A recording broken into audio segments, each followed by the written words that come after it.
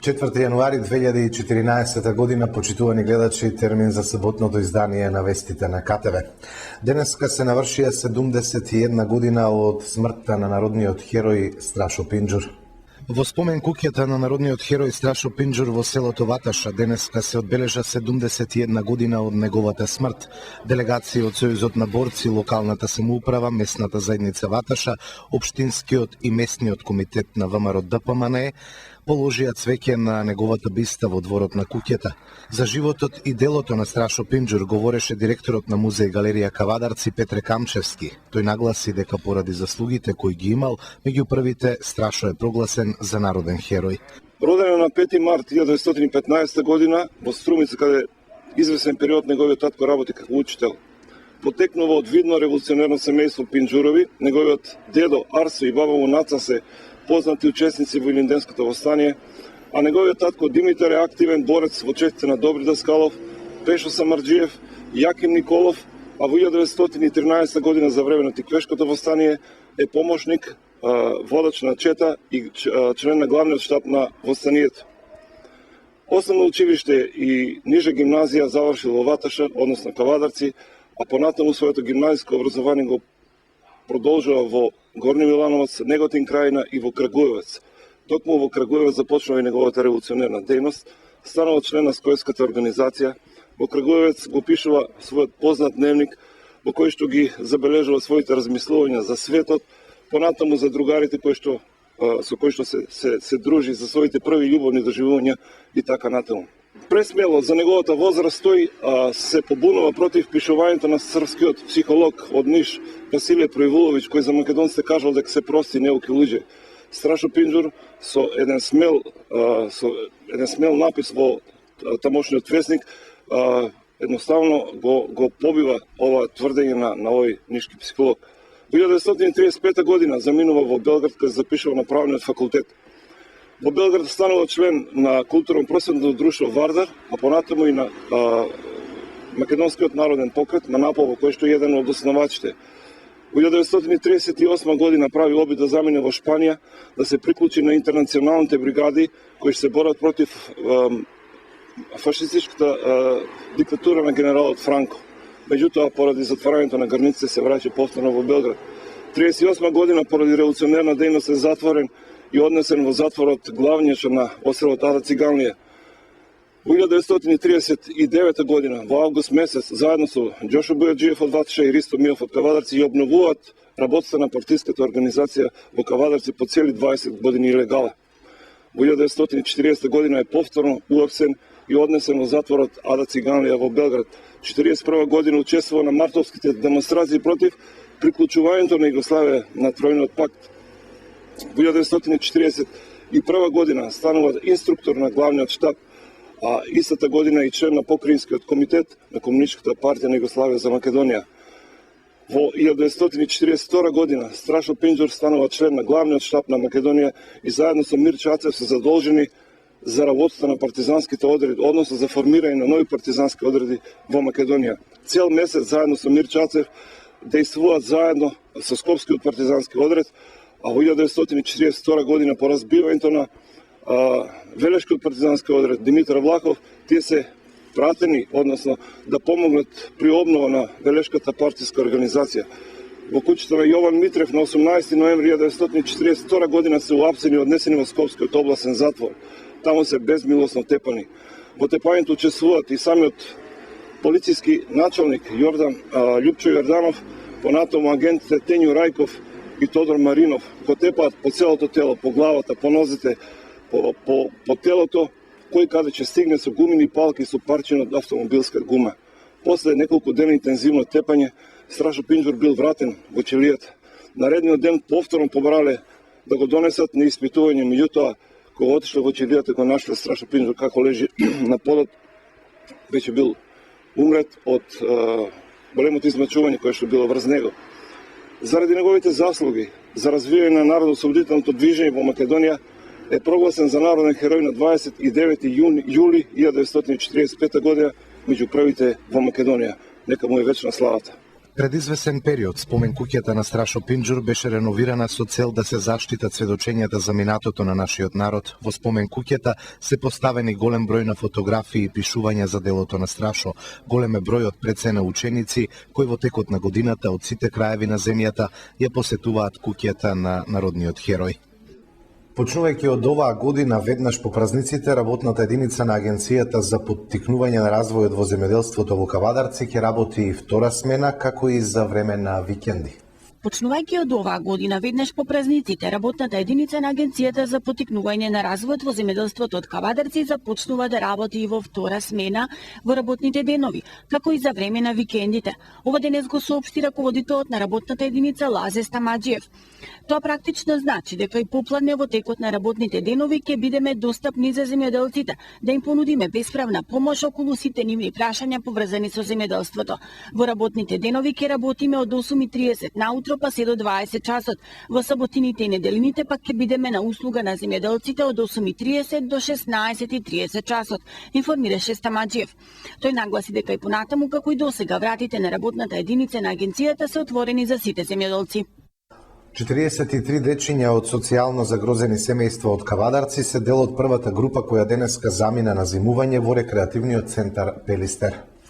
И оваа година Министерството за труд и социјала не ги изневери најмалите од социјално загрозените семејства. Новината која со бесплатно летување ја реализираше во 2013 година, оваа 2014 продолжува со бесплатно зимување. Први во оваа привилегија ќе уживаат 43 дечиња од Кавадарци кои на зимување на Пелистер замина денеска во 10 часот. Нив ги придружуваат волонтери на Црвен крст плюс лекари и медицинска сестра, дознаваме од директорката на Центарот за социјални работи Кавадарци Вања Маневска. За дечињата целосно обезбеден смештајот, сите оброци како и здравствената нега, информира Маневска. Од неа дознаваме дека од Кавадарци можноста да зимуваат на Пелистер ќе ја искористат 100 дечиња во 3 групи. Првата, рековме, замина денеска, а ќе се врати на 5 овој месец. 5 дена трае зимувањето, што значи веќе работиме на подготовките за втората група која на зимување ќе замине на 9, а исто ќе биде составена од 48 деца. Право на бесплатно зимување имаат децата од семејствата корисници на социјална помош, детски и посебен додаток. Целата организација на Центарот за социјални работи Кавадарци. Ние ги известуваме овие семејства дека имаат право да ги пуштат на бесплатно зимување своите деца, а тие понатаму самоиницијативно доаѓаат во Центарот и со наша помош ги потполнуваат апликациите, кои ние понатаму ги доставуваме до Министерството за труд и социјала, каде одлуката кој ќе зимува ја донесува посебна комисија, вели директорката Вања Маневска.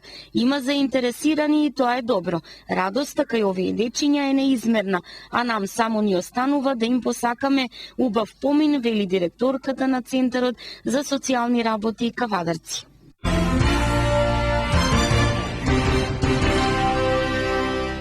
Дедо Цепе Борина е и годинава на градскиот плоштад во Кавадарци. Продолжува традицијата кавадарчани редовно да уживаат во културните настани и оваа 2014 година. Ако гледаме на фактот дека интензивно на нова театарска представа работи Театарот при Домот на културата, божикниот концерт е веќе најавен за во среда. Во градската галерија стојат уметничките дела на членовите на Друштвото на ликовни уметници Кавадарци. Тоа значи дека на публиката нема да и недостига ниту малку култура и оваа година. 2014 на културно поле, освен со овие најави, Домот на културата Иван Мазов Плиме во соработка со градоначалникот и Советот на Кавадарци ја започнува и со настан кој веќе неколку години преминува во традиција. Станува збор за фестивалот на вицови и шега Дедо Цепе Борина 2014. Истиот се организира по повод верскиот празник Коледе, а се избираат најдобра шега, скеч и најдобар коледарски вид, сето тоа проследено со музичка програма. Дедо Цепе Борина и овој Коледе ќе биде на градскиот плоштад утре, недела со почеток од 19 часот. Ако немате каде и со кого, дојдете тука на оган и смеа. Ги има во изобилство, а се бесплатни, вели организаторот. До денеска над 500 дечиња го посетиле домот на семејството Вареловски за да уживаат во новогодишната вајка.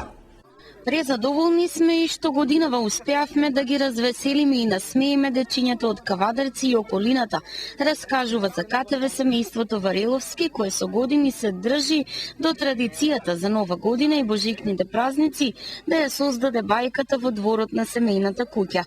Куќата на Дедо Мраз, планинскиот дел со прекрасниот поток и дрвеното мовче, фоките, шатките, галебите, ленчињата, кловновите и уште многу новогодишни украси и реквизити едноставно ќе ве остават без зборови уште на самото влегување во дворот на Вареловски. Новогодишна бајка која од година во година се надоградува и надополнува со уште новини и изненадувања за најмладите. До денес домот на Вареловски го посетиле над 500 дечиња од Кавадарци и околните села. Доаѓале организирано и се забавувале со часови. Во новогодишната илузија создадена од желбата и мечтите на домакинот Ѓорги, посакале и биле и неколку фирми од градот кои со забава приредена од Дедо Мразот на Вареловски ги изненадиле дечињата на своите вработени, а дека годинава и многу граѓани на Кавадарци самоиницијативно го посетиле дворецот, ни потврди денеска домакинот. Годинава за прв пат и јас добив подароци. Срамежливо, но со гордост за КТВ, вели Ѓорџи. Навикнав со голема желба и од срце јас да сум тој кој постојано подарува, но годинава бев едноставно изненаден кога и јас во неколку наврати при организирани и самоиницијативни посети од дами добив неколку подароци, главно новогодишни украси на кои, верувајте, им се радував како мало дете, бидејќи тие се мојата главна преокупација по која трагам цела година за да на 31 декември новогодишната бајка биде целосна и секоја година се поинтересна. Вака накитен дворот на ова семејство останува до крајот на јануари, но понекогаш дури и до март. Често кавадарчани знаат онака заинтересирани да дојдат кај нас и да ни бидат на наше задоволство гости со часови. Ние сме отворени за сите, затоа живееме, вели Ѓорџи. Овој кавадарчанец кој слободно може да го наречеме како новогодишна радост за децата, се работи сам. Самиот украсува, самиот создава, самиот подарува. Новогодишно пакетче, и тоа бесплатно од него, добива секое детенце кое ќе го посети. За возврат, вели тој, доволна е радоста и насмевката. Се повеќе тиквешани стануваат колекционери на архивски вина. Вината се пијат колку што се помлади, а ракиите колку што се постари се подобри. Но да не заборавиме дека пиењето на архивско вино е ритуал како за самиот колекционер кој сака во посебни прилики да отвори нешто за него толку скапоцено, така и за тие што ќе го консумираат тоа вино од самата помисла дека некој им приредува таква чест. Откриваат енолозите. Смета дека има такви колекционери на архивски вина кои намерно решиле да прават винска архива, но и такви кај кои до такво нешто дошло сосема случајно. Во некои од тие вински архиви, вели, може да се најдат добри примероци од вина и ракии од сорти на грозје кои се подзаборавени или сосема исчезнале. Убаво е кога луѓето имаат таква љубов кон виното и пасија да чуваат примероци на добри вина и ракии. Покрај љубов тие на своите колекции им посветуваат и многу внимание, ги чуваат како зениците во очите. Шишињата вино мора да се чуваат на подрумска температура од 4 до 8 степени и да се во легната положба. Не треба да се заборави дека виното не е стерилен производ, ами жива материја. Во себе има микроорганизми кои може да држат еден правец и виното да биде солидно, како да е сега полнето, но понекогаш знаат да тргнат во друг правец и да го расипат или умртват виното. За да се заштити од примање на влага, се препорачува плутениот затворач да се потопи во восок. Тогаш веќе виното е побезбедно за чување. Енолозите со кои што разговараме кажуваат дека вистинските колекционери, ако сакаат да заборават на некој примерок, го кријат што подалеку од дофатот на окото. Додаваат дека колку повеќе прашина фати едно шише вино или ракија, толку е подобро. И таквото вино е толку вредно што е греото да се пие во големи количини. Таквото вино треба да се дава во капки, сметаат. Биохемиските процеси кај виното, велат, траат вечно. Важни се и шишето и етикетата, но најважна е плутата која треба да биде од природна суровина, за да не може да влезе кислородот кој од белото вино со оксидација може да направи чај. Ако плутата се залие со восок, тоа вино може да доживее и 200 години, велат енолозите. Винските теми се многу сериозни. За жал, велат, едукацијата околу винската култура оди многу бавно, а околу архивските вина уште побавно.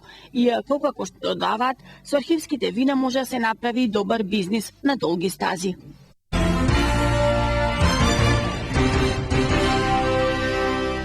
Во утринските часови ќе има појава на магла која понекаде ќе се задржи и претпладне. Во текот на денот ќе биде претежно облачно, а во доцните попладневни и во вечерните часови нестабилно со врнежи од дожд, а на планините над 2000 метри со врнежи од снег. Утринските температури од -2 до 6, а дневните од 4 до 10 степени. Со прогнозата за времето ги завршуваме вестите, почитувани гледачи. Имајте пријатни мигови во продолжениот празничен викенд со програмата на КТВ.